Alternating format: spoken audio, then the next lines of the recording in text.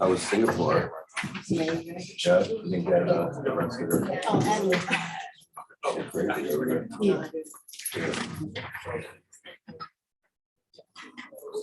of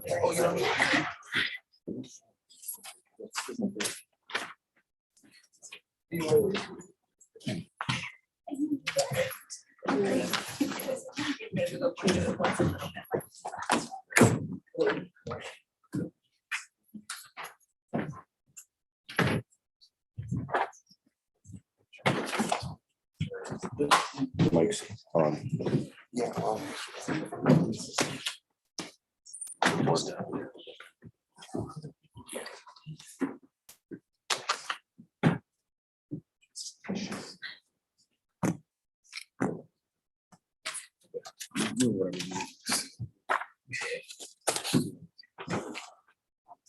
Good.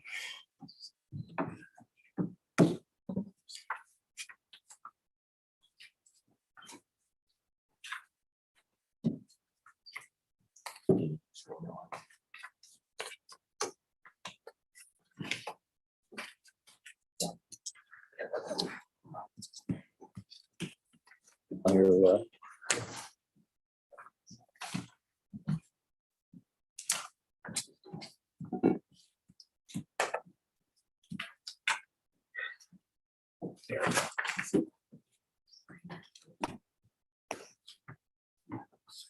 I don't. Yeah.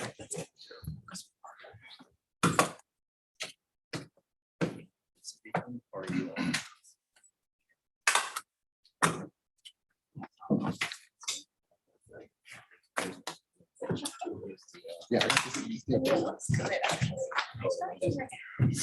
one that I just bought.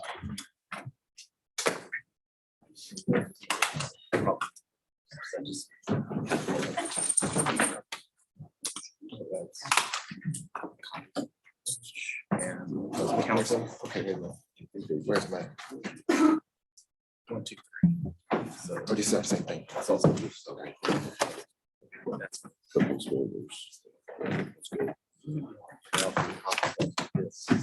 Yeah, on that one,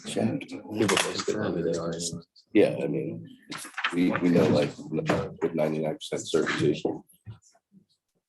Yeah. Okay.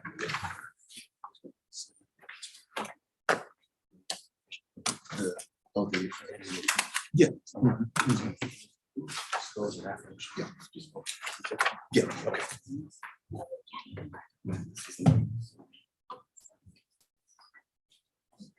That's correct.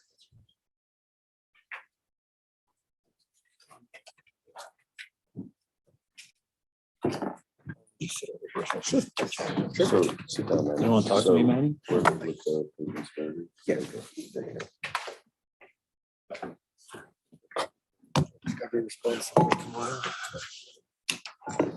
All right.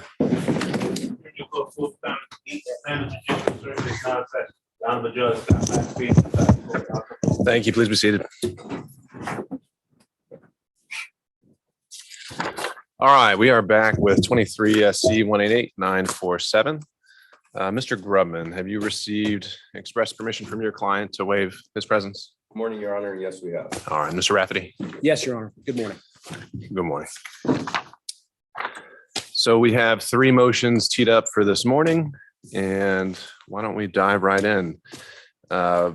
Beginning with the motion to speak with the grand jurors, joined by Ms. Powell. Judge, just as a preliminary matter, the state intends to comply with all of its legal and ethical obligations to turn over the co-conspirator information with just the understanding that the reason why the names of the co-defendants are not already in the indictment, Judge, is that courts are frowned upon putting the individual's names if they're not charged within the charging document. We'll turn those over to the court with a request that the court hold them under a protective order, so to speak, to protect the identities of those individuals or to control, I guess, the public impact of the names that are on that list. All right, so it sounds like you want to skip to number 3, the motion to disclose the co-conspirators. Well, just to do away with, Right. just to kind of streamline it. All right, let's start with that one. It might be the easiest to get into. So let me make sure I'm understanding what I'm hearing. So you're wanting to, you are willing to go ahead and just give this list to defense counsel informally through the discovery process? I'd like to present it to the court. Okay. The court can then distribute it to defense counsel as it sees fit, but it's the state's position that because the practice of naming the co-defendant, the unindicted co-defendants or co-conspirators in the indictment has been criticized. The state is elected to do it this way in order to protect those individuals and those names that are on this list. So I'm tracking you completely there, and I agree. I think that's the standard practice. I'm curious why I would be the middleman. It seems like we could take the folder and just give it right to the defendants. I think that would be the regular thing to do. Well, I mean, the court could impose a protective order that all of the parties to this case are subject to about disclosure of discovery to the media, if that is the concern of the government. But we have a trial on October 23rd. They have the list of co-conspirators. They're consenting to the motion. Why don't they just give us that information directly?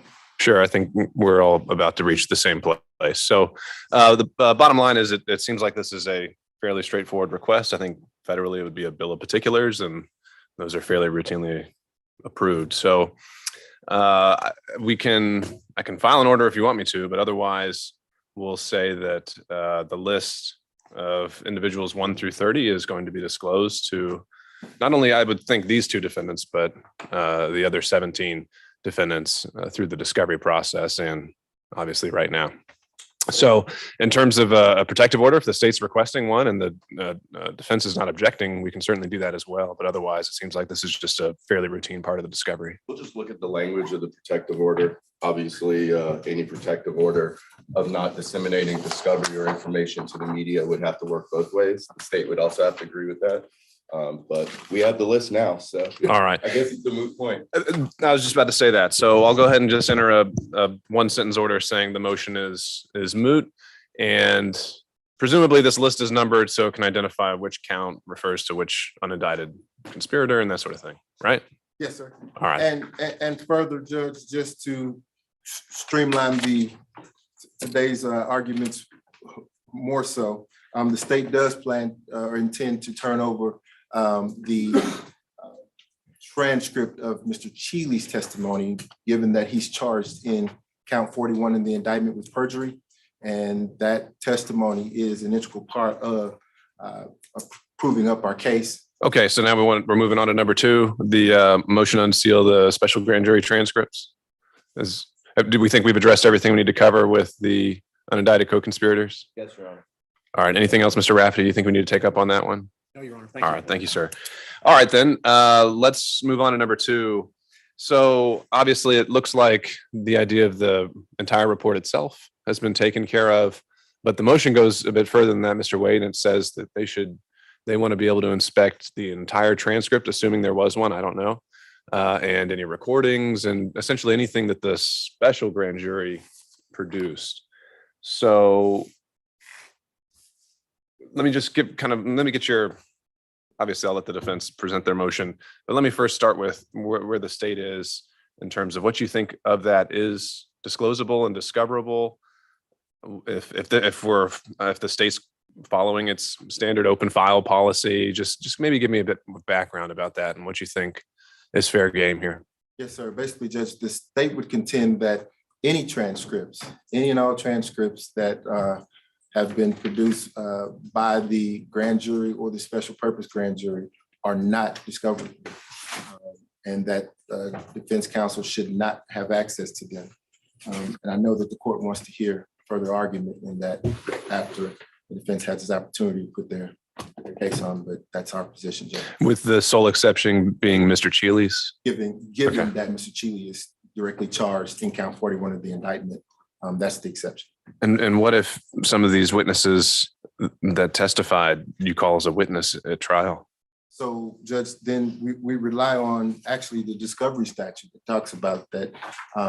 We would say that at that point, when the state has made the decision to call one of the witnesses that has testified before the grand jury, at that point, the transcript becomes relevant and we turn it over. All right, so we may have to talk some logistics, but we'll see where we end up. So Mr. Grubman or Mr. Arroyo, your motion. Your Honor, I would just take exception with doing what they call Jenks material in federal court, where they give it to you at the last second, because we have to craft a defense based on what people And are then going to say. that's what I was getting to. We'll Right, get there. so if we look at the litigation that happened before the special grand jury, it's 2022-EX-00024. I'd like to adopt the brief that was filed by the media companies asking for the release of all these transcripts, because they've got a lot of the law that I've cited, so we don't have to sort of go through all of it. OCGA 15-12-101 lists out the requirements that a special grand jury needs to do. And that requirement includes interim reports that have to be presented to the judge as far as what their work is going on. I didn't know if there were transcripts, but apparently there are in this case, as what the prosecution says. We know that based on the report that was released, there were 75 witnesses that testified before the grand jury, which I'm imagining were all recorded. They've already told this court they're going to have 150 witnesses. So whether they choose to call those witnesses or not, I'm entitled to those transcripts to decide if we want to call them, if there's any impeachment material out there, inconsistent statements, or in fact, exculpatory material that might have been said by any of these people. So I think we have an absolute right under the discovery statute. They have to present all the information from their case in chief to us as ordered by your scheduling order, and there's no protection that's out there. We then go to 15-12-80 that gives you the criteria for publishing the special grand jury report. I've also cited the cases that talk about the secrecy issue sort of goes away. Hence, I think the foreperson of the special grand jury went to the press and made all kinds of statements about these issues. Olson versus State is probably the seminal case. It's 302 Georgia 288 2017 case. And then I also cited the Gwinnett County special grand jury case that also allowed for disclosure and said that secrecy doesn't apply after they finish. That site is in my brief as well, Your Honor. I would further go back about 70 years and go to Dennis versus United States in the United States Supreme Court, 86 Supreme Court 1840. It's a 1966 case that also talks about requirements for disclosure for grand jury transcripts. In every federal case, grand jury transcripts are made available to the defense. They just have a different statute as to when that Jenks material has to be released. But it's not every transcript. It's simply going to be the witness that's called. The to witness testify, right? transcripts. You're asking for everything. Well, I don't know what exactly they recorded. So if they're talking about witnesses, that's fine. But as Your Honor knows, the grand jury is one-way traffic.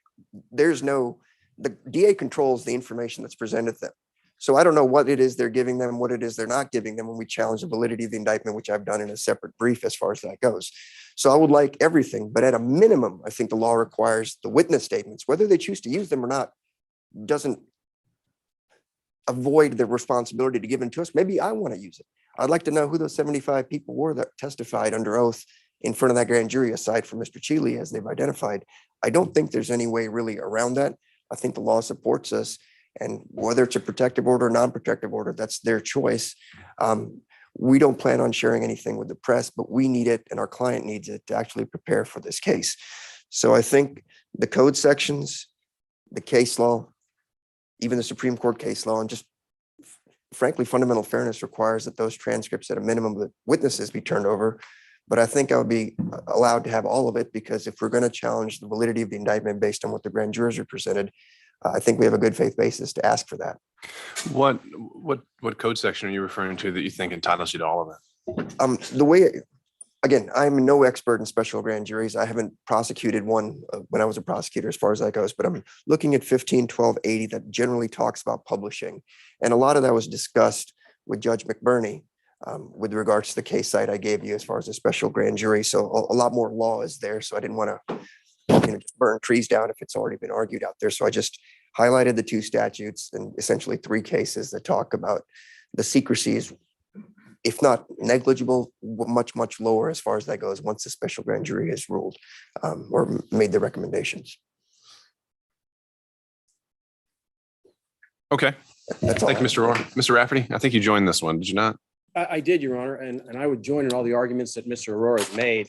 Well, I would- actually, I think maybe you formally didn't on the record, but if you want to orally now. I would That's join, fine. Your Honor. Okay. And the only thing I would add and echo from Mr. Aurora are the due process concerns that he's raised. The government has said they'll turn them over, but only turn them over after they call witnesses. That smacks of gamesmanship, and it would not be the efficient way to try this case. There is no real reason for the government. They have to disclose their witnesses to not disclose the transcripts of any witnesses that testified before that special purpose grand jury that is going to testify at the trial. Moreover, and I'll raise this at a later point in this hearing today, I do have some very grave concerns about the government's compliance with their Brady obligations. I have already submitted 2 Brady requests. I have not gotten even a response. I'd like the opportunity to raise that later, but I believe that there could be Brady information that is in those transcripts that they are obligated to turn over independent of any statutory discovery obligations. All right, Mr. Wade. Yes, sir.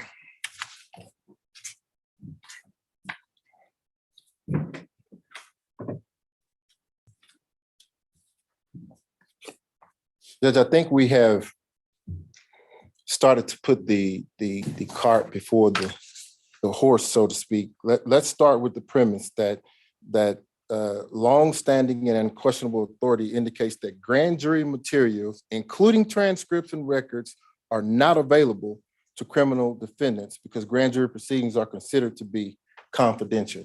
And the state is relying upon Stinsky v. State there. And I have a copy here for the court. And counsel, if I might approach that.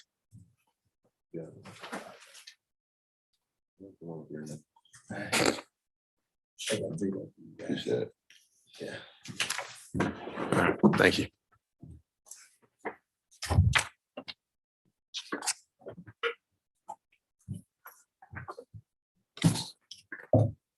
So this Stinsky case, along with the Ruffin and the Ivers, judge, stands for the very same proposition, which is that they're not.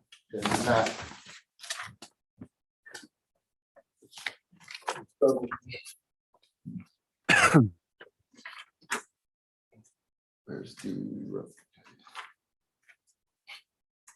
Do you think there's any distinction here between these cases that are going to talk about grand jury proceedings and this having been a special grand jury that they're asking for? There's no distinction there. And why not?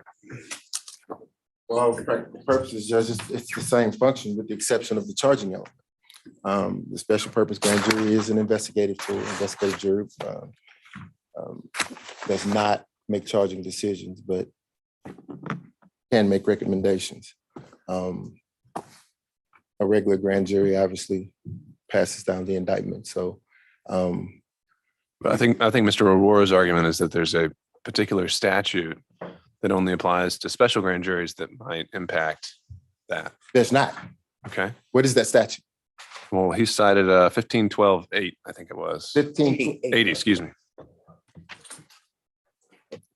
And so just so we're not confusing things, these cases talk about regular grand juries and their deliberations. Well, I think that's the question I just put to him. So let's see where we go. So there's a difference. 1512-83, Judge? I think it was just 80.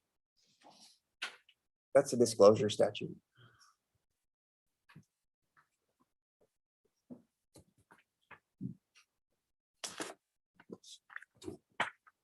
There is no distinction, Judge. The case law is the same. I think that particularly the Olson case that defense counsel is relying upon is not even a case that considered turning over information. That Olson case essentially, it merely considered which employees a district attorney can be, of a district attorney's office that can be present. I agree with you there. I think Olson goes more towards what we're going to get to about whether they can speak to grand jurors and what about. I think, and we can, if you need to do a supplemental brief, we can do that. But the issue is because we don't see them as often, whether special purpose grand juries have some different degree of secrecy than a regular grand jury, such that we can't just reflexively look at this case law and say, all right, not a hard call. So, Judge, I think that the application is the same. The analysis is the same. Why is there a distinction between the special purpose grand jury versus the regular grand jury? The law is clear on the defense counsel not being able to get the transcripts or anything that demonstrates that comes out of the a grand jury process, the special purpose grand jury or the regular grand jury process, Judge. And that's the Stensky case, the Ruffy's case, and the Isaacs case. But I like to direct the court's attention to the fact that there's no authority that demonstrates any defendant is entitled to these grand jury transcripts. Courts disfavor the release of these transcripts. Defense has pointed to no overriding factor that would override the policy favoring the secrecy of grand juries, and that is the guiding principle, Judge. It's the secrecy of the grand jury. The Supreme Court says that the grand jury is a public institution serving the community that might suffer if those testifying today knew that the secrecy of their testimony would be lifted tomorrow. This indispensable secrecy of grand jury proceedings must not be broken except where there is a compelling necessity. They have to show what that compelling necessity is, Judge. And the Kessler case, along with the other cases that the state has just given, support that proposition, but also the Supreme Court in the Anderson case does as well. Now let's talk about the Supreme Court, because they've identified five factors, Judge, that are present in the Douglas Oil case that. Okay.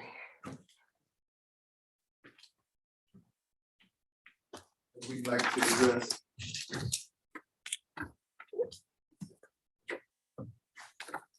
First, if the pre-indictment proceedings were made public, many prospective witnesses would be hesitant to come forward and voluntarily, knowingly, and those against whom they testify would be aware of their testimony.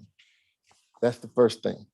The second factor against releasing the information is witnesses who appear before the grand jury would be less likely to testify fully and frankly, as they would be open to retribution and also to inducements, which we've seen a little bit of in this case. Third, there also would be the risk that those about to be indicted would flee, or fourth, would try to influence individual grand jurors to vote against indictment. Five, and finally, by preserving the secrecy of the proceedings, we assume the persons who are accused but exonerated by the grand jury will not be held up to public ridicule. Those are factors, Judge, that the court should consider in determining whether or not the grand jury secrecy provision has been overridden by counsel's arguments. We don't believe, Judge, that the defense has relied on any case that would override those factors, but moreover,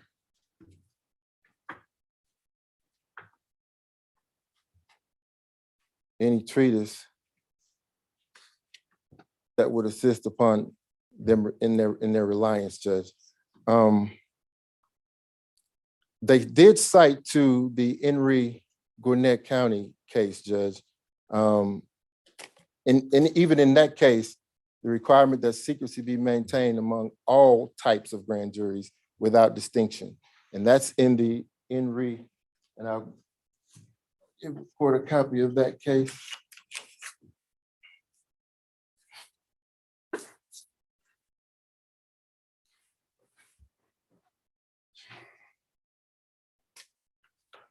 I apologize, Judge. I didn't bring the court a copy of that Henry Gwinnett County grand jury case, but that's the case that counsel relied upon and cited in its brief and even in its argument today. But that case is found at 284 Georgia 510. And it stands for the proposition that the requirement that secrecy be maintained among all types. It says all types of grand juries without distinction. So again, the state would submit to the court that there's no difference. All right. So obviously I'll take a closer look at all the cases you've given me. And I think just as an initial reaction, you're probably right when it goes to saying everything should be turned over. But I want to drill down a little bit more on the witnesses who maybe at this point already, that you're going to call in November, right? I think that's the whole point of our scheduling order here. And what we try to do is that we need to use our trial days efficiently and use our jurors' time efficiently. And I would imagine that the state is going to have an order of proof going into this trial with a list of witnesses. And if there are witnesses that are on there, the idea of waiting until the minute before they're called, and then we've got to now pause the trial for an hour or two while then they're reading the transcript, I don't think we can do that. Would you agree? I agree, and I understand that, Judge. The state wasn't intended to convey that it would hold on to a particular witness's transcript until the eve of trial. We're still obviously going through receiving the transcripts, Judge. We don't even have every one of the transcripts. And so we're still going through that process as well. But I don't think that the court has made an unreasonable suggestion that the state not essentially implied that the state would not hold on to the transcripts until the 11th hour. That's not our plan, and that's not how we plan. So I would think at a bare minimum, and maybe we can talk about whether we have to move that timeline at all. But your witness list is going to be due 10 days beforehand. Yes, sir. And so in conjunction with that, I would think that any witness on there who has a transcript, that needs to be either expedited or rushed and also provided at that same time. And if the issue comes up that, well, we didn't put a witness on that 10-day list, but now we think we need to call them, unless it's for a rebuttal or some new issue that's come up during trial, I'm going to be looking at that and really wondering if a good faith effort has been made to turn everything over. So I think that's not only what defense counsel was referring to, but I think that's what we have to do to proceed efficiently at trial. Yes, sir. Yes, sir. And there's no argument or disagreement. I think that the court is being reasonable there.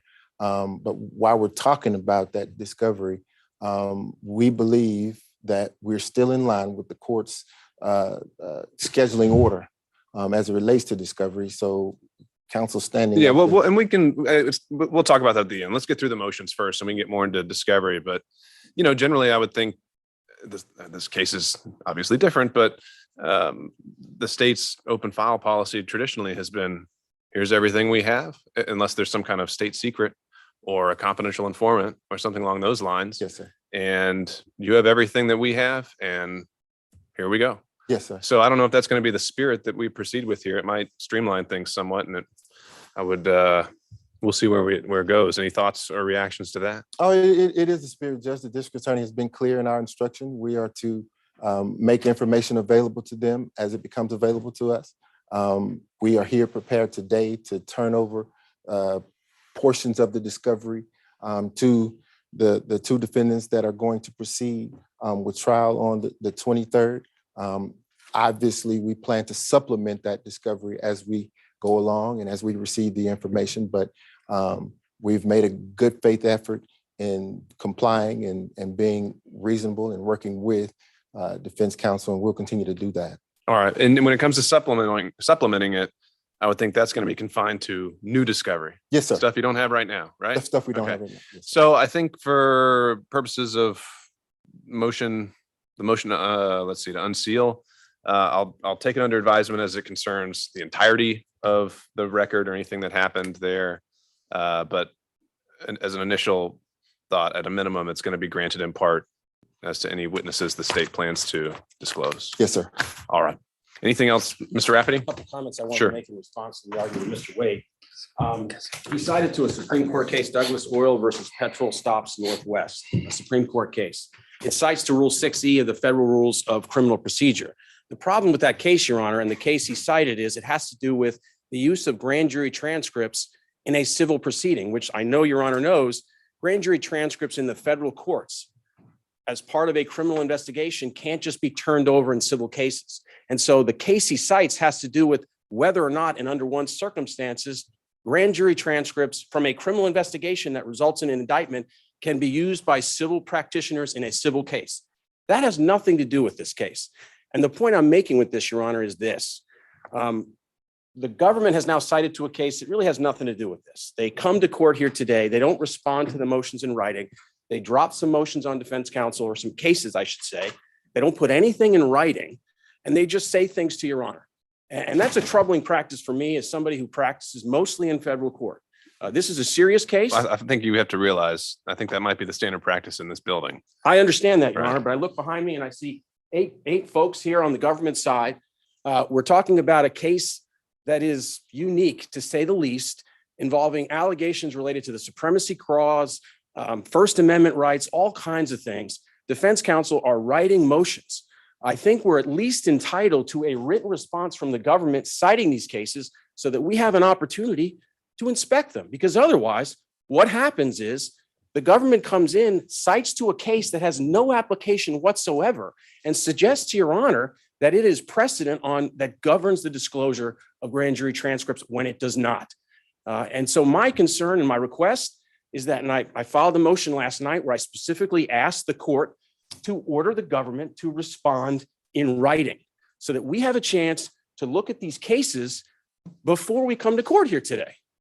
That's my And request. so, Mr. Rafferty, I think that obviously some of this going back and forth will be touch and go, but I think what we could easily do today and going forward as well, not every motion may require that, but we can always say if a party wants post-hearing briefing, we'll do that. I'm not intending to rule from the bench on a lot of these complicated issues. I mean, I've been handed a stack of cases and I'm going to read them, and we're going to have time to get through it. It's going to be an expedited timeline, but I'm certainly going to give you the opportunity to respond. I appreciate that, Your Honor, but I guess my point is, and I think my counsel here would join me in that, this process would go a lot quicker if the district attorney's office with their team of lawyers would write a brief that cites the same cases that they're bringing to court every day, so that we have an opportunity before we come before Your Honor to look at those cases and question whether or not what those cases say supports what they're claiming. And if they don't, be prepared to address it so that we can move this along, as opposed to us having to go back after today,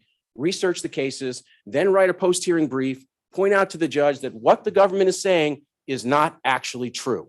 So that is one of the benefits, respectfully, Your Honor, of requiring the government to put it in writing. All right, understood. So Just briefly, in response to Mr. Rafferty's argument, he did, in fact, we would say at the 11th hour, file a motion requesting that the state respond in writing. The state has done that. I don't know if Mr. Rafferty has had the opportunity to check his filings, but the state has done that this morning. is this for this particular motion? It is, Oh, sir. okay. And Obviously, I think we're also, one of the logistical challenges we're dealing with the case is that you e-file something and it's taking hours for it to post the docket. So we're just going to have to recognize that. And I think that's why I would say emailing a courtesy copy is going to be the way to go. Yes, sir. So this morning, the state has filed it. It does cite to and speak about the cases that the state has cited to this morning and provided copies of. All right. So, Mr. Rafferty and Mr. Rohr, obviously you want a chance to respond to this and review it. So we're not ruling on this today, and we can take the time to allow you to do that. Just perfect the record on a couple of things with the special grand jury, if that's okay. Sure. So again, I'm citing back to Judge McBurney's order as well as the issues on the special grand jury case. And when you look at 15-1280, they specifically said it's different from a regular grand jury because they make recommendations as to should we release this report or not release the report, and they vote on it. There's all kinds of discrepancies that aren't the same as a criminal grand jury, which is what we've got here. Now, I take exception to the courts. I know you made a comment that if they're going to call a witness, they have to turn it over in a certain time. I get it. What about all the other witnesses they don't plan on calling? They may be witnesses for me. 1716-4 should trump all that because that's the discovery statute that says any witness that they've talked to has made a written statement has to be turned over. That's where the due process is. They don't get to pick and choose what witnesses we get to see or not see. I might want some of them. And if we wait, I guess your order says disclose everything by the 20th of September. So I'm assuming we'll get a big batch of discovery. I've been told up to 8 terabytes by the 20th. I need to be able to review it so I figure out what my defense necessarily is going to be versus doing it on the fly like we do in federal court. And we don't have trial by ambush. That's why I appreciate we're here and the discovery statutes are strong. So that's my point to you. And I would also go ahead and cite to Olson again, which is the most recent case that specifically says, notably, the oath of secrecy no longer extends to the state's attorney, and even the grand juror's oath encompasses only deliberations and not all things occurring in the grand jury room. So at least for the special grand jury part, aside from the second brief that we've got, we should be able to get everything that happens in there aside from arguably deliberations, but at a minimum, at least the 75 witnesses or whatever else that they presented. So I would say that Your Honor said at least what they're going to use. I think that's not correct enough. It should be everything. Thank you. All right. Like I said, I'll take a look at it. I also just a passing thought as well when it comes to Brady concerns.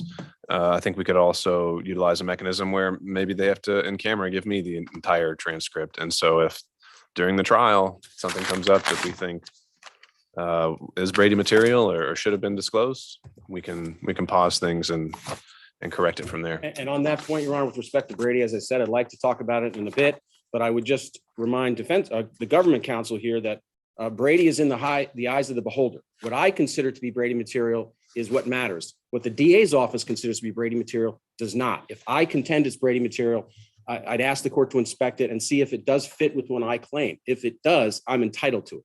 Understood. Okay, let's move on, obviously, and we may need to come back to this one at another hearing, depending on how it goes. So the last motion that we had scheduled for today is the motion to speak with the grand jurors. And Mr. Grumman, it looks like this one's yours. This one's mine, Judge, Okay. and good morning again. For this motion, I want to begin with the indisputable proposition that I'm sure my colleagues on the state side will agree with, of course, that Mr. Chesborough and also Ms. Powell, although obviously I don't speak for her, have the right under Georgia law to be charged only by way of a grand jury. That is a key tool, as we all know, to prevent prosecutorial overreach. I would argue it's one of the most important provisions in both federal and state law. So that's clear. We don't have to, I don't think, argue that point. So then I think, Your Honor, the question becomes, if you accept that premise, what does that right mean? What does that right entail? So if, for example, a prosecutor simply gets up and summarizes to a grand jury a lengthy indictment, as opposed to allowing the grand jurors to read it and understand it independent of the prosecutor, is that indictment valid under Georgia law? To be quite clear, Your Honor, the case law is kind of sparse. We would argue that the answer is no. Thankfully, we don't have to argue that case right now. But the reason we would argue, if that were the case, the answer is no, is because the law is clear. The grand jury must act independently of the prosecution. I'll be quite frank, Your Honor, and this is not, I want to make clear, not in any way negative against these lady and gentlemen who sit here at this table. But just generally, I have very serious questions based on publicly available information, which unfortunately is all we have to go on, that this grand jury, as well as the special purpose grand jury, was independent. But we don't know that. That's the problem. We don't know that. And in order for us to find out the answer, which clearly we're entitled to find out, we have to be able to access information. Your Honor, I do very much appreciate the fact that Mr. Wade stood up here and said the spirit of openness applies to this case. And I truly hope that from the moment Mr. Wade said that forward, that's what happens. I wouldn't be doing my job, Your Honor, if I didn't tell you for the record, I personally do not believe that that has been the spirit of the state of Georgia in this particular case. I think quite the opposite, Your Honor, that every time we file a motion or ask simply for access to the same information that the folks on the state side have, where it's responded to and said, no, we can't do that. I know there's a discovery deadline that's, I think, in a couple of days. I understand that. But quite frankly, Your Honor, we turned over this, this is exactly what happened. The state said, Mr. Grubman, Mr. Aurora, we have your discovery. All you have to do is give us an 8 terabyte hard drive. That day, literally probably within 2 hours, we were down here with the hard drive. Follow-up email. Where's our discovery? Where's our discovery? Where's our discovery? There is no, we haven't gotten the discovery. And Your Honor, I'm not saying they violated the court's order because that deadline hasn't come. But if we're really being open, and if we're really gonna talk about the spirit of openness, I really hope that starts here. And this is just another avenue, our request to speak to the grand jurors, to allow us to have the same information that the state has. Now, Your Honor, we went back and forth internally, to be honest with you, about even filing this motion.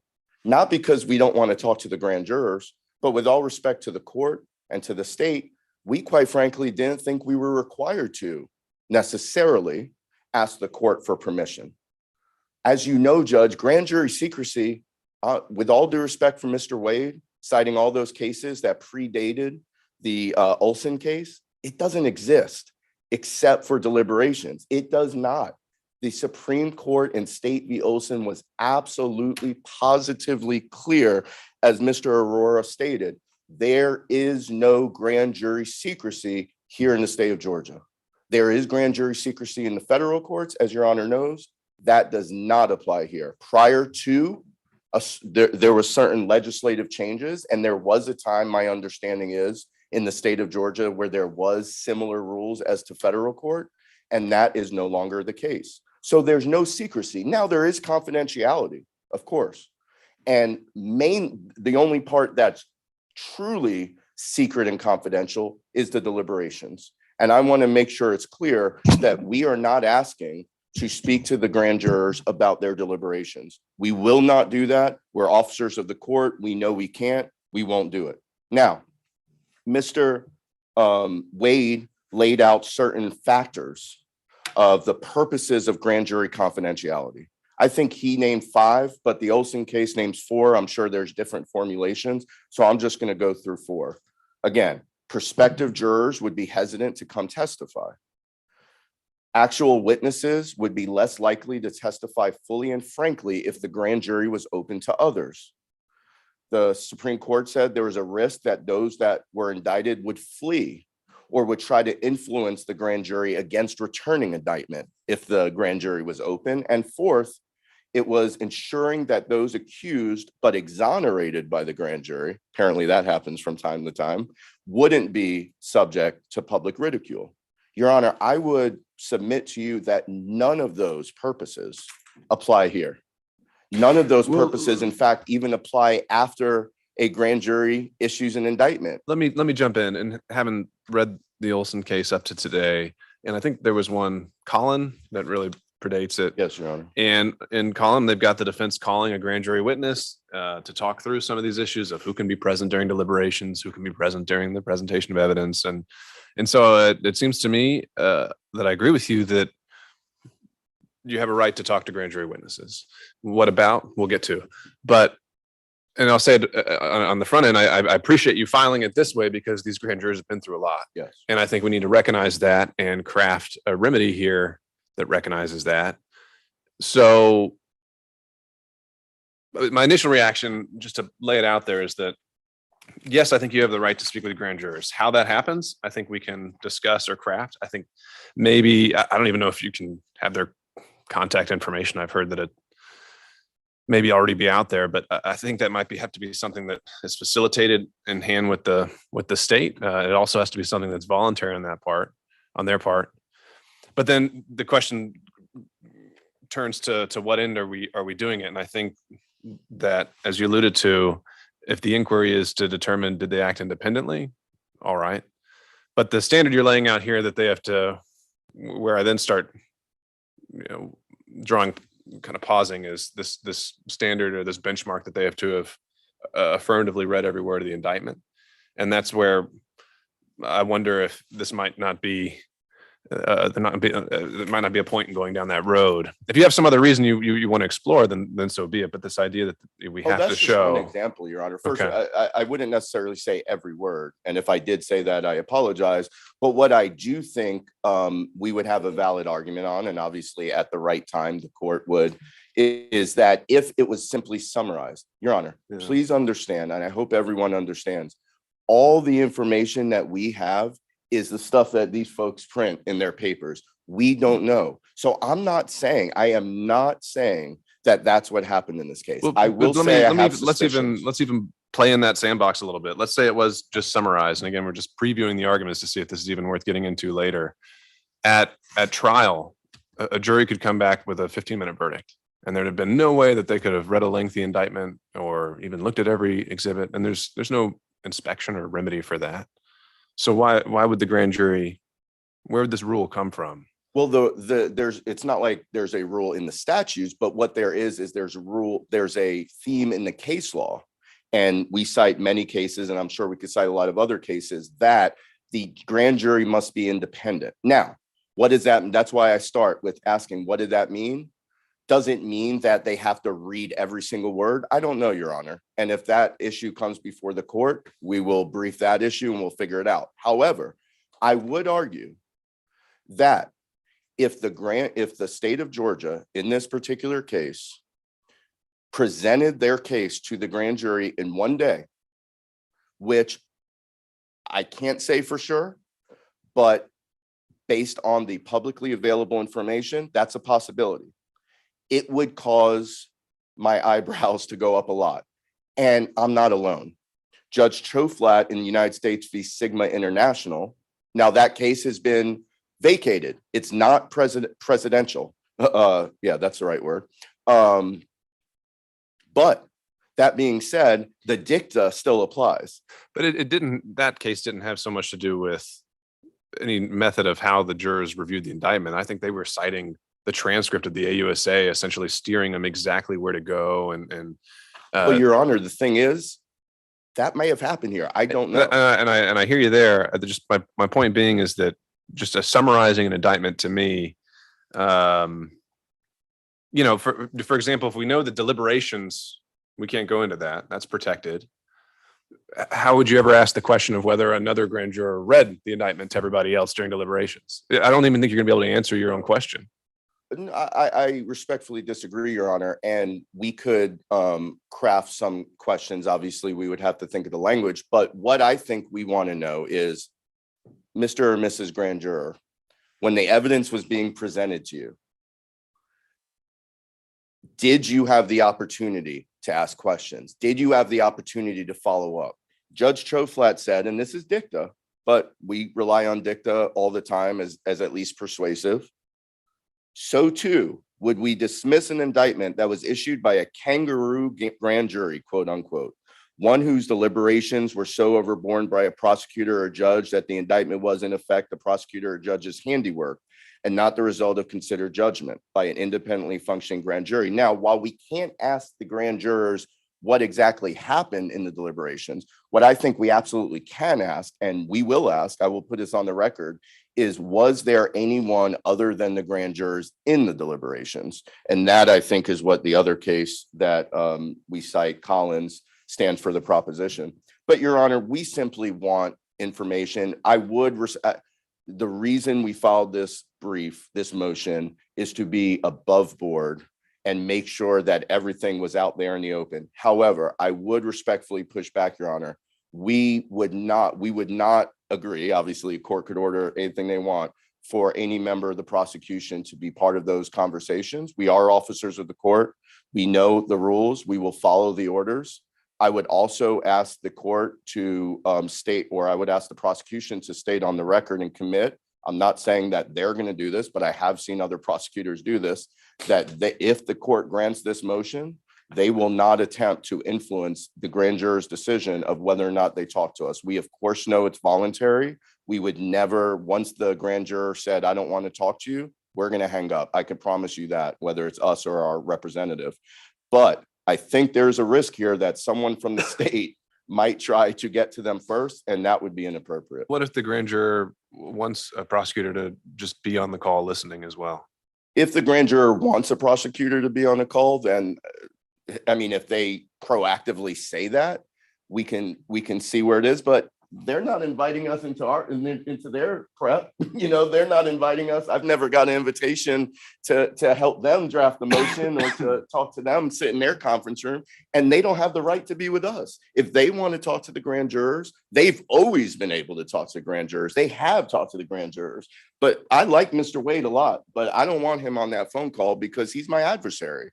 And quite frankly, I think that think about this, Your Honor, if hypothetically there was something that happened in the grand jury that wasn't appropriate, the fact that a member of the prosecution was on this call, I think would prevent, or at least make it less likely, that a grand juror would be honest with us. What if a grand juror felt, and I'm not saying this is true, but what if a grand juror felt that they were bullied by the state into prosecuting? What if a grand juror felt that the state, went a little overboard? Well, if Mr. Wade was on the phone, I don't think they're going to admit that to me. So as an officer of the court, Your Honor, I think the court, with all due respect, just needs to be able to trust counsel that we will do the right thing. And I could commit 100% that we will. These grand jurors, you're absolutely right, have been through a lot. They sacrificed a lot. We are not that, there's been doxing and all sorts of things. We are professionals. We are not those people. How would you be planning to document this in some way, or would you be recording these calls? Yes. Would you have a court reporter? What would be the plan? I believe there would be some, so we haven't talked exactly about the logistics, but there would be some sort of recording, whether it's a court reporter, just a good old, iPhone recorder or whatever it is. And we would tell the grand jurors that, even though you're not required to do so in the state of Georgia, I would be much inclined to tell the grand jurors, hey, look, we're recording this. It's, just so there's no question of what was asked. Obviously, Judge, the last thing I want to happen is for anyone to incorrectly accuse me or someone on my team of going past what we're allowed to ask. So for my own sake, we'll definitely have some sort of recording. Unlike the state of Georgia, as Mr. Rafferty said, they have about 15 lawyers, bunch of investigators, and basically an unlimited budget paid for by the good taxpayers of Fulton County, myself included. We don't. I want to be clear, despite what the media may have said, we don't have an unlimited budget. So whether we could ask a court reporter to be there, unless the court would volunteer your court reporter, I don't know that we can afford that, quite frankly, but we will certainly record it. All right. So essentially what I'm hearing is what you'd be asking before is that we'd propose if not the exact questions, but the subject matter very carefully phrased in advance. This would be a voluntary meeting. It would be documented in some way. And even if the state is not on the call, I think that we could also have someone from the court there as well, just at any point. Yes, if the juror feels like they need to kind of pull the ripcord. Yes, Your Honor. All right, but otherwise, I don't think there's much point going into the merits of the motion because that's just a bit premature. So that's the initial reaction, Mr. Wade. Or sorry, Mr. Rafferty, you had joined this one. Excuse me. I did join the motion, Your Honor. The only other point I would make, I joined Mr. Grubman's arguments, is the possibility that these interviews not be conducted by phone at all, that perhaps they can be conducted in person, and there could be accommodations made, I would think, with the state and with the defense to conduct these in person as opposed to over the phone. That's just my only other suggestion. And I think in me, the driving consideration is going to be the desire of the grand juror. Do they want to come all the way back down here and deal with that, or would they rather just do it over the phone? All right, Mr. Wade. Just let me be clear, the state is absolutely opposed to any of this. And Ms. Young is going to come before the court and tell the court why. But I thought that at the outset of Mr. Grubman's argument, I thought that I was clear before we started to argue in terms of the discovery. Mr. Grubman has indicated that we hadn't given them anything, but I thought that I was clear that the discovery was here. Well, let's keep, I feel we keep getting back to discovery. Let's save that to the end there. But those were his arguments, Judge, and I didn't want the court to. Well, right now we're focusing on grand jurors. Let's, I understand. We'll get to that. Ahead of schedule. We'll get to that. Let's talk about grand jurors.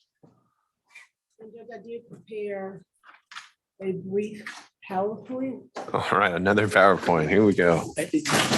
Your Honor, before the state goes on, PowerPoint before. I mean, come on, this is. this goes to my original point, Your Honor, which is the state spends the time to put together a PowerPoint to respond to a motion.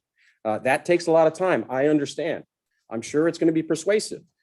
It would be much more efficient for all involved if instead of putting together a PowerPoint, somebody put pen to paper on the team of 8 lawyers here, put it in writing so that we could see the cases, we could move through this argument, and we could get to the end much quicker. Now we're going to see these cases from the state for the first time. Mr. Aurora, Mr. Grubbin, and myself will look at these. We'll go back.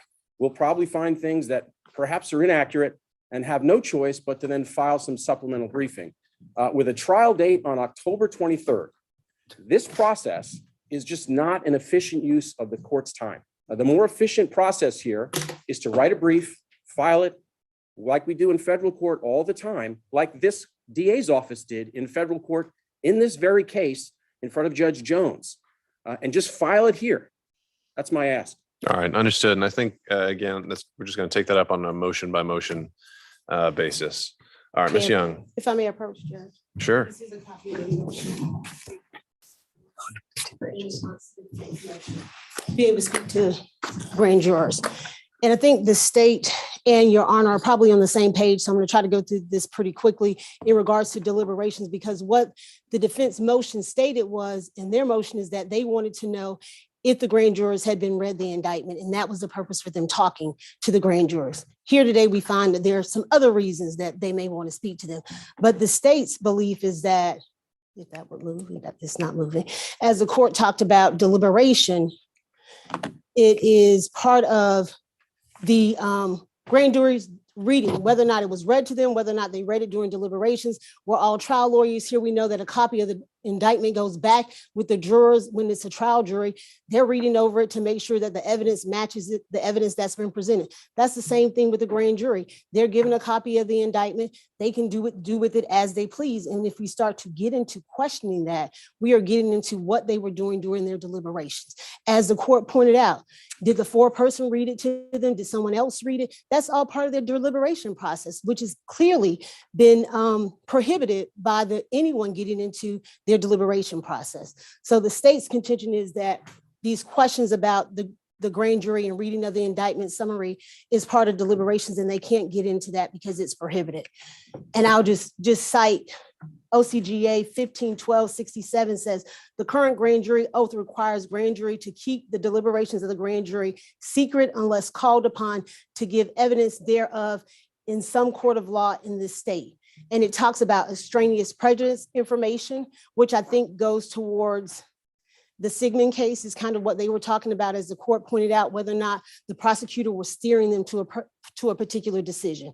It talks about outside influences or mistake in entering the verdict. None of those things here exist, and I'll get to their solution as to how they want to handle that with the court. But I will also state that Federal Rule 606, as well as the 2406 here in Georgia, mirrors that, which basically says the same thing, that the validity of a verdict or an indictment, a jury shall not testify or an affidavit otherwise, nor shall a jury's statements be received as evidence in any such manner. And that gets into what is the purpose of this voir dire that they want to do of these grand jurors? How can it be used? According to the law, it can't be used as evidence at trial. They can't testify. They can't give affidavits. So how are they going to even use this information that they received? Well, we've got this, I think it was the Collin case where an entire indictment was dismissed when people were inside the deliberations. And so I guess the question would be, how on earth is a defendant ever supposed to find out whether that happened without talking to the grand jurors? Well, Your Honor, we're officers of the court. We can state no one was in there besides the grand jurors. Yeah. That's what they're asking for us to do for them. They can state as their place as officers of the court. This is what the grand jurors said to them. we then can state in our place as officers of the court, only the grand jurors was present during deliberation. So, but in Collin, it says the defense presented the testimony of a grand jury witness to support his assertion. And I know it's not really on directed, or that's just kind of in passing a fact that's present there, but I certainly haven't found anything in Georgia law that says no one's allowed to talk to the grand jurors. Well, and I think it's not that they're not allowed to talk to them, Judge, but they're trying, I'm basing on what their motion states. Sure. And I think we've arrived at the same place there where it's going to, again, and why I'm kind of seeing that this might all be futile, but I'm with you that deliberations are a hard stop. And I think the defense has conceded that. So really what it all is coming down to, it seems to me, is what are they allowed to be asked? Right. Well, I'll kind of move on Okay. to that point, talking about 204, 403 about the relevance. And specifically OCGA 1512-773 explicitly states admissions and communications among grand jurors are excluded as evidence on grounds of public policy. So I just think the things that they are asking for gets into how are the jurors communicating with one another. I think it all goes towards how they deliberated. Mr. Grubman got up here and talked. How quickly could they have come to this decision? You know, it's a 98-page indictment. That all goes towards their deliberation. Asking questions about that is part of the deliberation process, which is prohibited. So I think if we're going to get to this point, which the state does not concede we should, we have to figure out then how is it going to be used? Because the case law is clear. Testimony of grand jury witnesses, they cannot use this to impeach their findings. And that's what they're asking to do. They're trying to ask these questions in order to impeach the true bill that the grand jurors set down. That's what they're essentially asking to do. And it's not allowed based on the case law and by statute. And I'll just cite to one case that I don't know if they mentioned, but United States versus Van Eagle. It says an indictment returned by a legally constituted grand jury is presumed to be valid on its face. Similarly, there is a strong presumption of regularity that attaches to all grand jury proceedings. A defendant seeking to challenge the presumption has a difficult burden because it's hard to override, and that site is 809 Federal Sup 1360.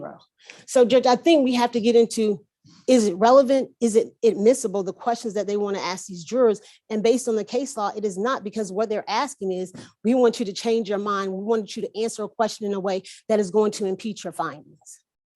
None of the questions that they're at, all of those things are reaching towards that. Was there someone else in there? Did the prosecutor steer you a certain way? All of that is to impeach the finding of a true bill of the indictment. And there's nothing here that says that it should be. I want to touch upon the public policy and the safety that the court talked about. And we've heard it. These grand jurors have already experienced doxing, threats. We've had to they've contacted our office because of safety concerns. We've had to contact law enforcement agencies all over Fulton County to then make sure that these grand jurors are safe. So I think one consideration the court also needs to make in allowing this is the safety of these grand juries and their concerns that have already been voiced. But I'll just say the Georgia Supreme Court observed the grand jury as a public institution serving the community might suffer if those testifying today knew that the secrecy of their testimony would be lifted tomorrow. The indispensable secrecy of grand jury proceedings must not be broken except where there's a compelling necessity. There hasn't been any compelling necessity that's been raised by this defense to then pierce this veil of secrecy of the grand jury. What was the site for that I'm last sorry, one? Judge. Where's that coming from? That would be nice to know. Kessler, Judge. And can you spell that one for me? You have that case, That's Judge. the one. Okay, Yes. it's in my stack.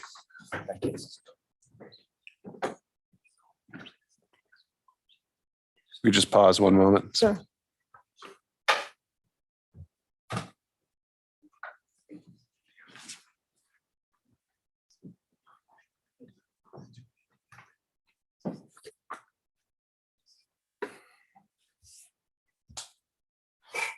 Are you ready to? And then the state, we kind of talked about Douglas versus Oil, but I just want to point out again, Judge, just talking about deliberations and the fact that it should be when discussing the charges and votes of the indictment. And I think all of the questions that Mr. Grubman talked about, that's where it's going. So if we're going to do this, which the state, once again, does not believe we should, it's going to have to be crafted very carefully to make sure that we're in line with the statutes and the case law. All right. Well, I think we've, And oh, if I'm I- sorry. there's one. Okay. I just, Yeah, and Madam. just one more thing, Judge, because we talked about the grand jurors and the safety, and I'm just, all these cases are in there for the court, but I just want to, we have to make sure that we're keeping that paramount, because they're asking to be able to call these jurors. These jurors have already said we're concerned. We've had to, and I'm handing them actually another copy of the written response that I gave to the court, but because of public policy and safety, Judge, I think that is another reason why we should not allow this. And then finally, the lack of authority. What they stated to the court was Sigma, which has been vacated. It's really improper to even bring that to the court to say, consider this, when it's not even law. They've vacated it, they've renounced it. So it's not even something that the court should even be considering or thinking about. There is no authority that allows what they're asking the court to allow them to do. The indictment, and I've said that to the court, the grand jury acted rather quickly is one of the things, as the court said, we don't get into deliberations with a jury. They can take as long as they like, they can take as short as they like. I understand it may raises Mr. Grubman's eyebrows, but a true indictment was returned by a grand jury, and they could have taken 5 minutes, 5 hours, or 5 days. There's no case law that puts a restriction on how long it should take them. And that's United States versus Van Agel at 808 F sub 1360. And as I stated before, Judge, that there's just a lack of authority for what they're asking to do. And attached in the state's brief, you will find in 2010, Mr. Aurora did the same exact thing. They say they come to the court and they're asking for permission. That's because in 2010, Judge Burnick in DeKalb County admonished Mr. Aurora for the same thing, knocking on grand jurors' doors, asking them questions. She, in fact, had to issue a temporary protective order to stop that behavior. The state is in the process of trying to get a copy of that order. We were trying to do it before this morning, but we will supplement the record once we get that for the court's consideration as to those findings in that particular case. All right. Your Honor, I'll let Mr. Aurora respond to the personal attacks that counsel for the state. Speaking of what's inappropriate, it's inappropriate. Let me just pause right here. Ms. Young, have you finished? I was not, Judge. Okay, let's let her finish her piece and then we'll wait. Over, so I thought she was. I right. apologize. Ms. Young. Judge, I would say, I know you've kind of crafted out some ways that maybe we can do this. The state is not in agreement with that, but if this does happen, the state believes that it should be something that's done with your honor, present, and with just the foreperson. They can get whatever information that is needed from that one person because they are the foreperson. But I would ask that be something, if it's done. The state doesn't believe it should be done, but with the court present, and if the foreperson asks for the state to be present, for the state to allow to be present, and there are some well-crafted out questions that are given to the court and to the state prior to any of that happening. But we'd ask that it does not happen because it is not authorized by law. Your Honor, I take very extreme exception for Ms. Young coming up here and trying to impugn the reputation of my colleague. If I had to list out the number of cases. All right, Mr. Grumman, let's keep us Well, on track. but- I'm not going to consider it. It's not part of the record Your right Honor, now. my colleague was, I understand. and this is broadcast live. And that's you can inappropriate. respond I'm to it gonna on say- your own. Mr. Grubman, please let me finish. Okay. It's not going to be part of the consideration right now. If you want to handle that outside of the courtroom, that's your business. But for now, to stay focused, I think we should just focus on the Okay, law. respectfully, Judge, though, it was said on the record, and I think I should have the opportunity, and Mr. Aurora should have the opportunity to respond, because that was completely inappropriate. There have been many times that the Fulton County District Attorney's Office, including some of the members that are sitting in the courtroom today, have been called out by courts by name with inappropriate things that they do in the grand jury and at trial. So no, I cannot take Ms. Young's word for it that it was done properly. Ms. Young's trying to send my client to prison, and we have the right to know if it was done properly. And she keeps saying there's no case law. As Your Honor said, there is case law. Instead of creating these wonderful PowerPoints that they're so fond of, read our briefs. The Collin case says we can talk to grand jurors. So the fact that she got up here and lied lied to the All court. right, Mr. Grumman, I don't think we need to She- go down that road. Your Honor, All right. she lied to the court and I Mr. apologize Grumman. and she defamed my Mr. Grumman, I've said it's co-counsel. over. All right. Well, I wish you would have stopped her from All right. defaming my co-counsel. So where we are, let me just summarize. With motion number one, with the motion to speak to the grand jurors, I would ask defense counsel to supplement their motion. We can do this. I don't think it needs to be, since this is something that would be crafted and considered.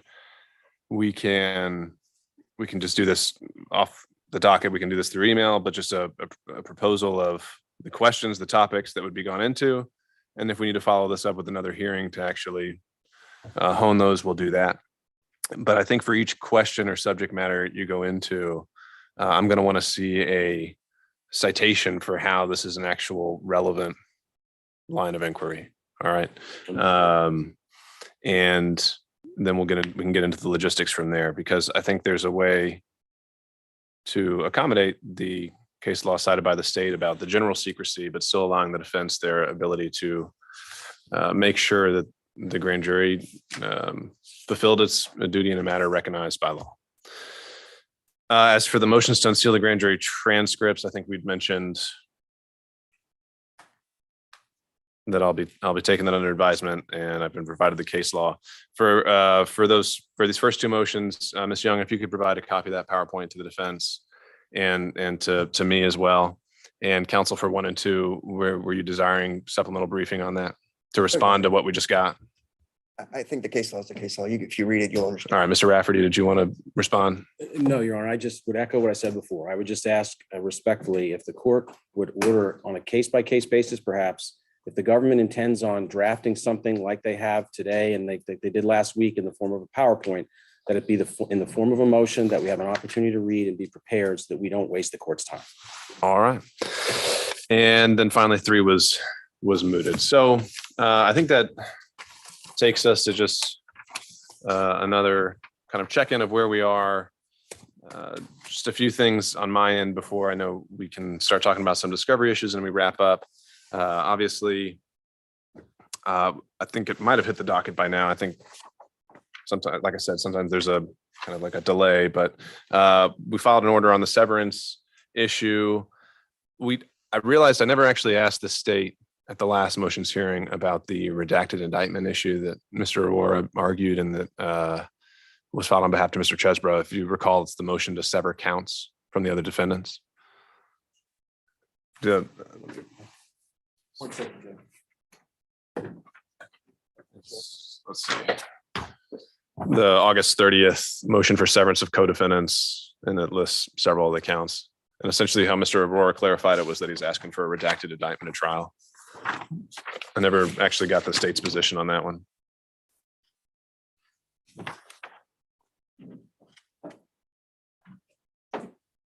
John Floyd for the state. Mr. Wooten addressed this originally. He's not here at the moment, so I'll just step in and pinch hit for just a second. As I recall the nature of that motion, one part of it was to sever individual defendants from each other and from the larger case. The subsidiary question was whether specific counts would be severed from the indictment. I believe that's what I think that's how it was phrased, but then when we discussed it, which is where these motion hearings can be useful, it evolved into more of just we'd like a quote unquote dummy indictment at the actual trial of the case. That's at least how I interpreted it. Mr. Rohr, is that fair? Yes, Your Honor, and I'm sorry if I didn't write it correctly, but just like I thought you granted it, just like we do in other cases, when the defendants aren't there, you white out or redact and make it a dummy net. That's what I'm asking for. I told Right. you I would file separate motions with regards to any of the counts substantively if we wanted to. So maybe this is something more we address as like a pretrial motion in limine, but it's not so much as I take it, and off that, a motion to tailor the evidence or what the state's allowed to present, or that those other counts aren't relevant. It's more just what is the document the jury should get. I understand. And if I misunderstood it the last hearing, I apologize because I wasn't trying to add confusion to a complicated situation already. The state, just for the record, don't see any basis to sever out any individual counts as to any defendant. But that, I think, is not what Your Honor was addressing now. And I'd suggest this is an issue that we can talk about and get to later. We're still, I realize that we're not talking about a lot of days, but we're certainly not yet talking about what will go out to the jury, especially since you've been told you're going to be getting dispositive motions. And so it's somewhat hypothetical. All right. Well, I just wanted to raise it that I hadn't entered an order on this one and I hadn't heard the state's position. So Right. Thank you, Your Honor. Is it safe to presume it's sort of granted and we'll just work out how to sanitize the indictment? That's all I'm looking for. we'll get there. We'll get there. It's still a lingering issue. I'd like to see an order sort of granted. We'll work on it. I'd rather not see something like that because it's very difficult for us, but thank you, Your Honor. All right. All right. So other housekeeping. I think we're going to get, I just wanted to flag this as well, just again, because we're on this compressed timeline. We'll get more into the mechanics of jury selection at the case management hearing later this month. Obviously, those are conversations we're starting to have with the court administration and the sheriff's office and that sort of thing. But I did want to flag that the state had filed a motion to use a jury questionnaire. I think that's absolutely appropriate here. And I think it's going, To Your Honor, so we're good. I don't think you need to, we'll do it. And so, you know, we'll probably have the deadline to submit those questions several weeks beforehand. So, you know, maybe go ahead and start crafting those now. Well, I had spoken with Mr. Wooten last time and we didn't necessarily agree, but at least talked about the possibility of getting together and trying to craft questions that we all might agree on, and then maybe having two separate sections, assuming there's some that the state wants, we don't want, and vice versa. We could submit all that maybe in a joint filing for you. That sounds wonderful to me. I also want to flag that as I highlight more in the severance order, we're going to make an attempt to, because I think my initial review of the speedy trial case law is that it's somewhat uncertain of when a trial commences. And so we're going to be making the attempt to have this jury sworn by the deadline of November 5th. Maybe that means a weekend or two is involved. But regardless, I just want to warn you when it comes to the questions you submit on there, we're probably going to have to adopt the federal practice of a clock and a timeline. And you have so much time per panel and however you want to use it to see fit. And you can ask 100 questions, but you may not be able to follow up on all 100 of them. So I just want to lay that expectation out there. On a different topic, I give you the court something to think about. Just Sure. So there's a trial going on right now. Actually, the jury's deliberating now in federal court. Several federal judges, and then I have a case up in New York, have done a modified trial schedule. And just if you could hear me out, it's just something the court might consider for a lengthy trial like this. And I could get you all the very specifics, but basically I think they go from like 8:30 to like 3 or something, like, 8:30 to 2:30, 8:33, something like that, with like, maybe 1 30-minute break, 2 15-minute breaks. And what the judge in that case told us through years of research, he's a senior judge, is he said, if you look at the transcript pages, you actually wind up basically getting the same amount of words in at trial. But particularly for a lengthy case, the state said 4 months, not including jury selection. It just might make things more comfortable. So maybe if the court would entertain like an alternate schedule instead of just 9 to 5, that just might be something that makes everyone a little more comfortable, particularly the jurors. We're going to have to be here, for, I think the court said maybe 8 months. So, between 4 and 8 months. Something to think about, Your Honor. And I could. When you say modified, you mean just a shorter day? Shorter day, starts a little earlier, ends earlier, fewer breaks in the middle. It tends to get things done quicker. And I was very skeptical of it when it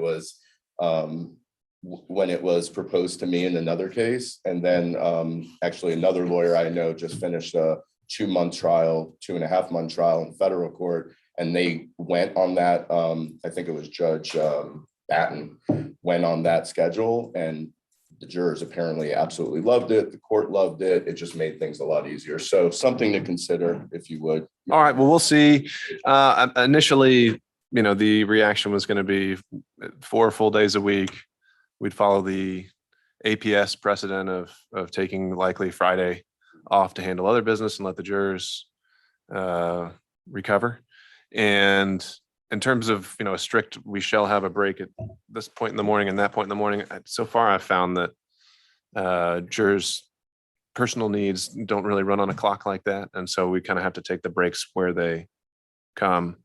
And so we'll see. But the idea is going to be 4 full days, at least a week, when we start getting to the evidence. But I just wanted to flag at this point that voir dire might be very different than what we've seen here in the courthouse before by necessity. Well, yeah, we are aware of the case. I mean, I think the case law is pretty clear, Your Honor, when a trial starts. So we're aware of that issue and we won't do anything to unnecessarily delay it. I do think it's the court picked up on. It's clearly going to be a challenge. I don't know that there's really anyone in Fulton County who hasn't heard of this case. And I don't know that there's anyone that doesn't have a strong opinion one way or the other about, you know, the former president and the people who associated with him. So we recognize the challenges and we will do everything possible to move as quickly as possible. Hope the state will join us in that one.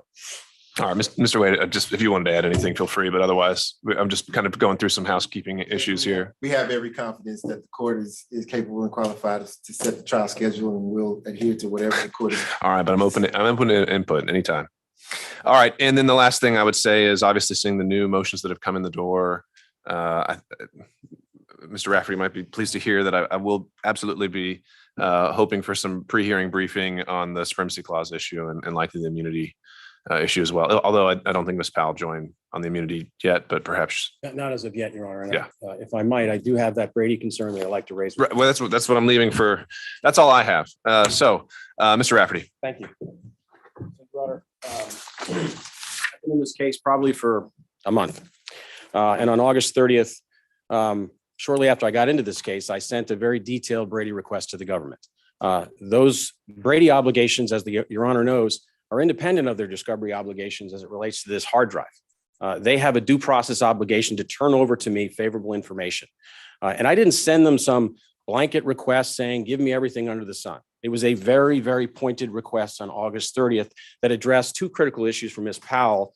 That is, number one, that she wasn't behind this incident in Coffee County, which forms the basis of her inclusion in this indictment. And number 2, that whatever happened in Coffee County, there's ample evidence out there that it was authorized. Okay, so I've asked for that very specific evidence. In response to my letter on August 30th, I heard nothing from the state. And so this week, I sent a even more tailored request, a copy of which I can provide to Your Honor, asking for very specific information because I've spent the past month or so trying to figure out what happened and have gathered ample evidence showing those 2 things, that Ms. Powell was not behind all of this and that it was authorized. I filed a motion last night that sets out all the evidence that I've been able to find on my own, which I hope the state has, okay? But the most important thing that I found, Your Honor, is a report by CNN, which I've been able to confirm that there is a letter of invitation from Coffee County on January 1st of 2021 that was sent, and it was sent not to Ms. Powell. It was sent to another lawyer inviting folks to come down to Coffee County and do whatever it is that they do. What does that establish, Your Honor?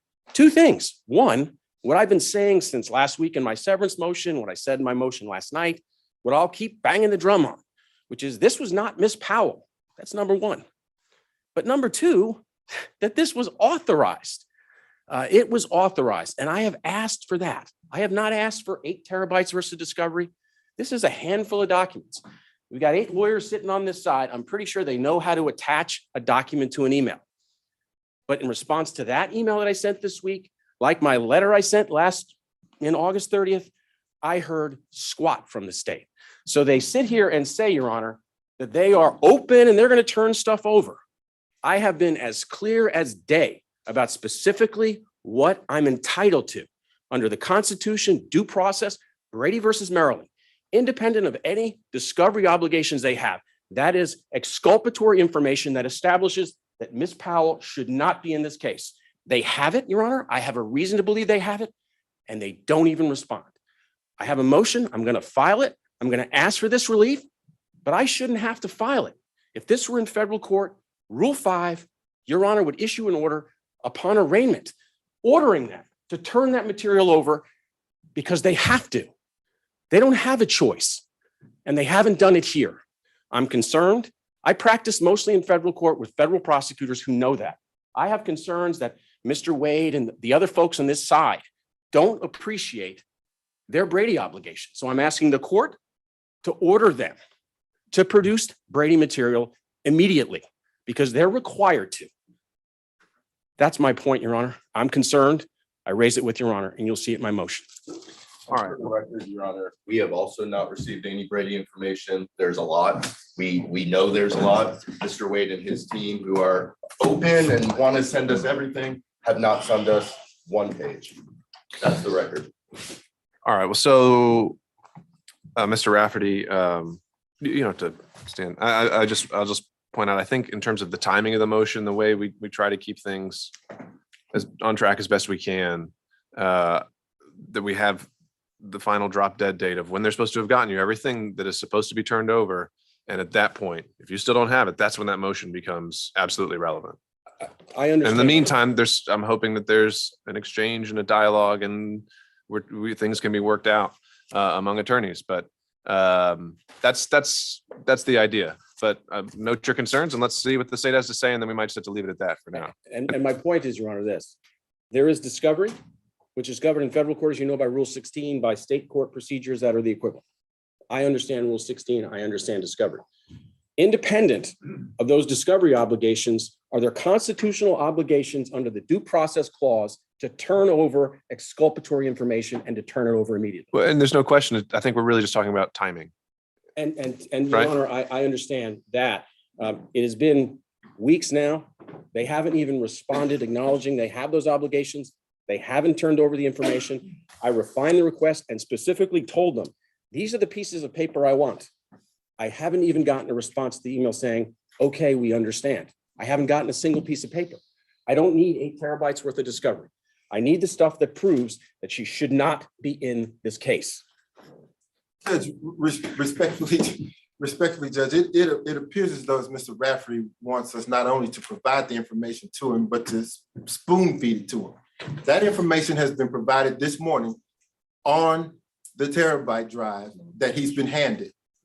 Before schedule, ahead of time, the court sets a discovery or a pretrial motions order, a pretrial track for which the state has held true to. We have not violated any of the deadlines. What we're doing is trying the case is what we're doing. That's the attempt. They're putting in evidence, and he's saying these things, trying to essentially try the case before it's time to do that. Discovery has been given to the other side, Judge. It's been given to them actually, not just timely, but ahead of time, ahead of the schedule that the court has set. Now, all Mr. Rafferty has to do is plug it in and open it and find the documents that he's looking for.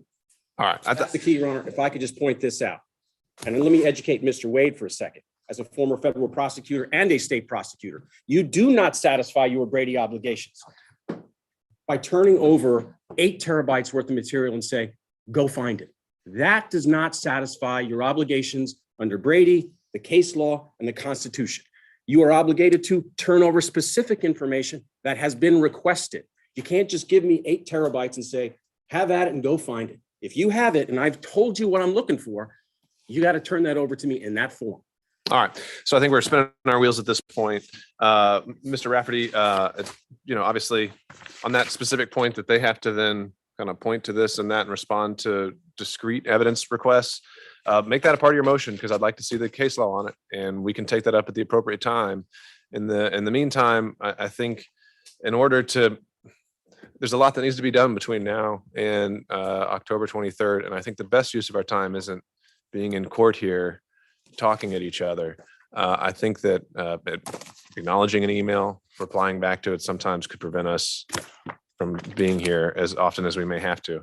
So to that end, I would encourage everyone to keep the lines of communication open and we'll take the motions up at the appropriate time. So anything else that we need to hear today? If I may, I just be able to give you a copy of the case law. Okay. And this is something you'd already provided to the defense? Okay. All right. And well, when it comes to scheduling, I wanted to address this grand jury issue early on in the case since there'd have to be some follow-up investigative work. But I don't think we would need to make this a weekly recurring thing for now.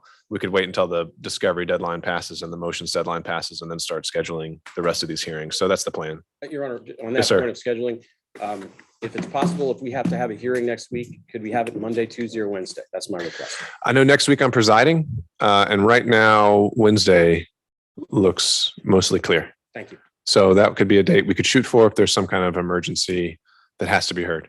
Thank you. And we could even try, Mr. Roy. Oh, Sorry, I was changing topics. Are you done? That's fine. Yeah. With regards to the scheduling order, I think there was a September 20th deadline, and traditionally 1716-4B1 says, once we get the discovery, we have 10 days to respond. Mhm. I guess if we got it today, could we have our 10 days starting now for me to respond? Because I don't know what to turn over to them until I see what they have. It's traditionally how it works, but I know we're in a compressed time schedule, because if we all turned it over on the same day, it wouldn't really make any sense, because I'm not sure what it is I need to, address as far as our case goes. I hadn't heard that one before. I think generally the intent of the scheduling order is that there is a mutual exchange by that date. And that if there is then supplemental discovery, because it's newly discovered or newly becomes relevant in good faith, then it gets turned over within 5 days, I think is our general guideline there. So I think you, based on the indictment itself and the arguments we've had so far, have a pretty good idea what the state's case is against your client. And so I would think that you could turn over the bulk of your discovery by that deadline. If there's some follow-up that needs to be done and the state's unsatisfied with the timeline of when it's turned over, then they'll file a motion and we'll hear it. I just don't have any bad faith issue. I don't want to pay experts if I don't need them based on what the discovery says and what witnesses they have, since we've got it today. I need to respond. Well, experts will be classified differently. I think that we also have a trial management order where we say experts are supposed to be identified and summaries of their reports. I believe it's 14 days. It might be 7. We'll take another look at that, but that's in a different category. Traditionally, the statute actually says once government gives you discovery, you have 10 days to do it, or X number of days before trial. I just want to be able to go through however many terabytes there are. So I'm not sending them the same thing they're sending me and wasting a bunch of time. There's only 3 of us on Mr. Chesborough's side. That's all I'm saying. There's no bad faith issues. I kind of sort of know what I need. But if they're going to call 150 witnesses, I need to figure out what the rebuttal is, because I figure I'll sit through 140 of them and maybe cross-examine 10 in the trial. And so I'll just watch movies or something. But, in the interim, I'm just trying to figure that out. And so. Understood. Well, obviously, like I think you've kind of already alluded to, if after this discovery deadline is passed, then you've got a smaller batch that you think now needs to get turned over, then do it. And it should be still I don't know about well in advance, but it should still be enough in advance. It's just not new. And I didn't want you to say. Sure. And if the state has a problem with it, then we'll take it up and then we'll just have to see what the arguments look like. With regards to the more substantive motions, being the supremacy clause, the RICO, the justification, and there's a First Amendment and an anti-SLAPP type motion coming as well. I think you've said that they would probably be required to write it. I'm going to have witnesses for that. So if we could set that out so I can fly the people in as far as that goes, that would be. Okay. So we'll, at the case management hearing, we're going to want to go into how many witnesses, how long you think each hearing is going to take, and then we'll start setting some dates. And then the last thing is, depending on how some of the rulings go, there may be some interlocutory requests for appeal. I don't want to screw up the jury selection or whatnot, because that stops the tolling or tolls the speedy trial. I'm just letting you know that may be an issue, because some of these are somewhat case dispositive, at least the RICO and things like that. So Understood. We'll take those up as they come. Right. Anything else? Thank you, Judge. Thank you all. Thank you.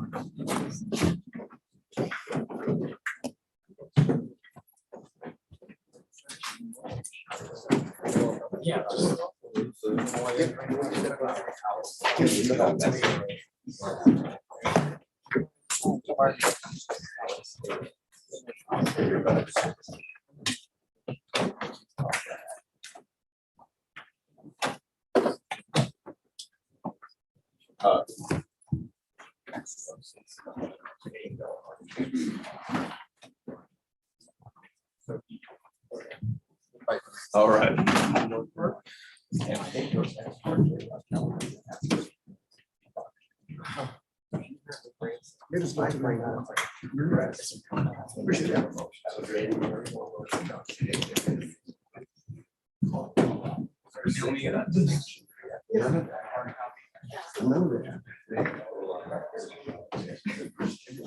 I get there faster with all the emails I get.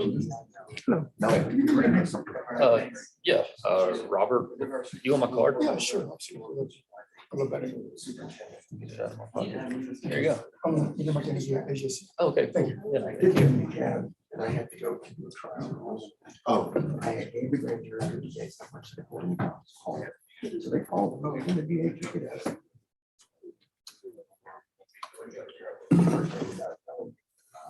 For TRO.